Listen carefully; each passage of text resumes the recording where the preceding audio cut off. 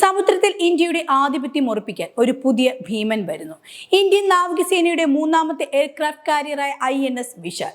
നമ്മുടെ പക്കൽ ഇപ്പോൾ 2 വിമാനവാഹിനി കപ്പലുകൾ ഉണ്ടെങ്കിലും വിശാൽ എന്നത് കേവലം ഒരു കപ്പലല്ല, അതൊരു സൂപ്പർ കാരിയറാണ്. ചൈനയെ പോലെയുള്ള ശക്തികളുടെ സമുദ്രത്തിലെ വെല്ലുവിളികൾ നേരിടാൻ ഇന്ത്യ ഒരുങ്ങുന്നത് എങ്ങനെയാണ്? എന്താണ് ഈ കപ്പലിന്റെ പ്രത്യേകത? എന്തുകൊണ്ട് ഇത് ഇന്ത്യക്ക് ഇത്ര നിർണായകമാണ്? നമുക്ക് നോക്കാം. ഇന്ത്യൻ നാവികസേനയുടെ കരുത്ത് ആഗോളതലത്തിൽ ഉയർത്താൻ ലക്ഷ്യമിട്ടുള്ള ഏറ്റവും നിർണായകമായ ചുവടുവയ്പ്പാണ് INS വിശാൽ. നിലവിൽ സേവനത്തിലുള്ള INS വിക്രമാദിത്യയും ഇന്ത്യ തദ്ദേശീയമായി നിർമ്മിച്ച INS വിക്രാന്തും ഏകദേശം 45,000 ടൺ ശേഷിയുള്ളവയാണെങ്കിൽ വരാനിരിക്കുന്ന INS വിശാൽ 65,000 മുതൽ 70,000 ടൺ വരെ ഭാരമുള്ള ഒരു കൂറ്റൻ സൂപ്പർ കാരിയർ ആയിരിക്കും.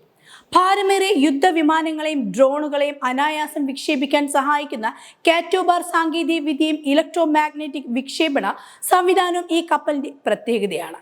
2030കളോടെ ഈ കപ്പൽ കമ്മീഷൻ ചെയ്യുന്നതിലൂടെ ഒരേ സമയം സമുദ്രത്തിന്റെ വിവിധ ഭാഗങ്ങളിൽ പ്രതിരോധം തീർക്കാൻ കഴിയുന്ന 3 കാരിയർ ഫോഴ്സ് എന്ന ഇന്ത്യയുടെ തന്ത്രപരമായ ലക്ഷ്യം യാഥാർത്ഥ്യമാകും. ഇത് ഇന്ത്യൻ മഹാസമുദ്ര മേഖലയിൽ ചൈന ഉൾപ്പെടെയുള്ള അയൽ രാജ്യങ്ങളുടെ കടന്നുകയറ്റത്തെ പ്രതിരോധിക്കാനും ഇന്ത്യയുടെ സമുദ്രാധിപത്യം ഊട്ടിയുറപ്പിക്കാനും സഹായിക്കും. ഇന്ത്യൻ നാവിക വ്യോമയാന ചരിത്രത്തിലെ വിപ്ലവകരമായ ഒരു മാറ്റമാണ് INS വിശാലിലൂടെ യാഥാർത്ഥ്യമാകാൻ പോകുന്നത്. നിലവിലുള്ള കപ്പലുകൾ വിമാനങ്ങൾ വിക്ഷേപിക്കാൻ സ്കീ ജംപ് രീതിയിലുള്ള സ്റ്റോബാർ സാങ്കേതിക വിദ്യയാണ് ഉപയോഗിക്കുന്നത്. എന്നാൽ ഇതിൽ ഭാരമേറിയ വിമാനങ്ങൾ വിക്ഷേപിക്കുന്നതിന് പരിമിതികളുണ്ട്. ഇതിന് പരിഹാരമായി INS വിശാലിൽ കാറ്റോബാർ എന്ന അത്യാധുനിക സംവിധാനമാണ് ഉൾപ്പെടുത്തുന്നത്. ഇതിന്റെ ഭാഗമായി അമേരിക്കൻ വിമാനവാഹിനി കപ്പലുകളിൽ കാണപ്പെടുന്ന EMALS എന്ന ഇലക്ട്രോ മാഗ്നറ്റിക് സിസ്റ്റം കൊണ്ടുവരാനുള്ള ശ്രമങ്ങൾ നടക്കുന്നു. കൂടുതൽ ഇന്ധനവും ആയുധങ്ങളും വഹിക്കുന്ന പോർ വിമാനങ്ങളെയും കൂറ്റൻ നിരീക്ഷണ വിമാനങ്ങളെയും അനായാസം വിക്ഷേപിക്കാൻ ഈ സാങ്കേതിക വിദ്യ സഹായിക്കും. ഇതിനായുള്ള പ്രാഥമിക പരീക്ഷണങ്ങൾ DRDO ഇപ്പോൾ തന്നെ ആരംഭിച്ചത് ഇന്ത്യയുടെ സമുദ്ര പ്രതിരോധ ശേഷിയെ പുതിയ ഉയരങ്ങളിൽ എത്തിക്കും. INS വിശാലിന്റെ ഏറ്റവും വലിയ കരുത്ത് അതിലെ അത്യാധുനികമായ എയർവിംഗ് ആയിരിക്കും. ഏകദേശം 30 മുതൽ 35 വരെ ഫൈറ്റർ ജെറ്റുകളെയും 20 ഹെലികോപ്റ്ററുകളെയും ഒരേ സമയം വഹിക്കാൻ ശേഷിയുള്ള ഈ കപ്പൽ സമുദ്രത്തിലെ ഒരു സഞ്ചരിക്കുന്ന സൈനിക താവളമായി മാറും. ഇതിൽ പ്രധാനമായും ശ്രദ്ധിക്കപ്പെടുന്നത് ഭാവിയിലെ യുദ്ധതന്ത്രമായ MUM-T ആണ്.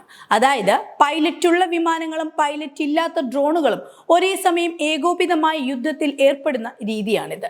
കൂടാതെ 36 മണിക്കൂർ വരെ തുടർച്ചയായി നിരീക്ഷണം നടത്താൻ കഴിയുന്ന ദീർഘദൂര ഡ്രോണുകളും കപ്പലിൽ നിന്ന് പ്രവർത്തിപ്പിക്കാം. ഭാവിയുടെ യുദ്ധക്കളമായി കരുതപ്പെടുന്ന അൾട്രാ ലോ എർത്ത് ഓർബിറ്റ് സാങ്കേതിക വിദ്യയുമായി ഈ സംവിധാനങ്ങളെ ബന്ധിപ്പിക്കുന്നതിലൂടെ ശത്രുക്കളുടെ നീക്കങ്ങൾ തത്സമയം നിരീക്ഷിക്കാനും കൃത്യമായ പ്രത്യാക്രമണങ്ങൾ നടത്താനും ഇന്ത്യക്ക് സാധിക്കും. INS വിശാലിന്റെ പ്രവർത്തനക്ഷമതയെക്കുറിച്ചുള്ള തർക്കങ്ങളിൽ നിർണായകമായ ഒരു തീരുമാനമാണ് ഇപ്പോൾ കൈക്കൊണ്ടിരിക്കുന്നത്. കപ്പലിന് ഊർജം നൽകാൻ ന്യൂക്ലിയർ പവർ ഉപയോഗിക്കുന്നതിനെ കുറിച്ച് ഗൗരവമായ ചർച്ചകൾ നടന്നിരുന്നെങ്കിലും പ്രായോഗികമായ കാരണങ്ങളാൽ ഇന്റഗ്രേറ്റഡ് ഫുൾ ഇലക്ട്രിക് പ്രൊപ്പൽഷൻ എന്ന സാങ്കേതിക വിദ്യയാണ് ഇന്ത്യ തിരഞ്ഞെടുത്തത്.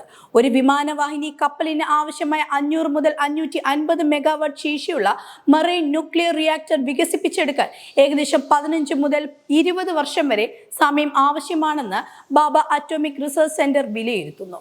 കപ്പലിന്റെ നിർമ്മാണത്തിൽ അനാവശ്യമായ കാലതാമസം ഒഴിവാക്കാനാണ് ഗ്യാസ് ടർബൈനുകൾ ഉപയോഗിച്ച് വൈദ്യുതി ഉൽപ്പാദിപ്പിക്കുകയും ആ ഊർജം ഉപയോഗിച്ച് കപ്പൽ പ്രവർത്തിപ്പിക്കുകയും ചെയ്യുന്ന ഈ അത്യാധുനിക രീതി സ്വീകരിച്ചത്. എങ്കിലും 2035 ശേഷമുള്ള നാവിക പദ്ധതികളിൽ ആണവോർജം ഉപയോഗിച്ചുള്ള കപ്പലുകൾ ഇന്ത്യ ലക്ഷ്യം വയ്ക്കുന്നുണ്ട്. ഇന്ത്യൻ മഹാസമുദ്ര മേഖലയിൽ വർദ്ധിച്ചു വരുന്ന ഭൗമരാഷ്ട്രീയ വെല്ലുവിളികൾ നേരിടാൻ INS വിശാലിന്റെ നിർമ്മാണ അതിവേഗം പൂർത്തിയാക്കേണ്ടത് ഇന്ത്യയെ സംബന്ധിച്ചിടത്തോളം അത്യന്താപേക്ഷിതമാണ്.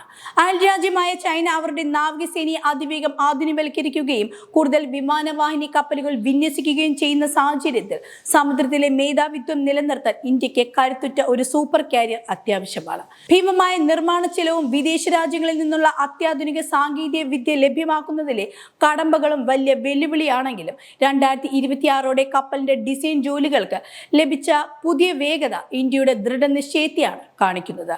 ഇന്ത്യൻ മഹാസമുദ്രത്തിലെ സുരക്ഷാ മുൻഗണനകളും നാവികസേനയുടെ പ്രവർത്തന പരിധിയും കണക്കിലെടുക്കുമ്പോൾ വിശാൽ യാഥാർത്ഥ്യമാകുന്നത് ഭാവിയുടെ സുരക്ഷയ്ക്ക് അനിവാര്യമായ ഒരു നീക്കമായിരിക്കും.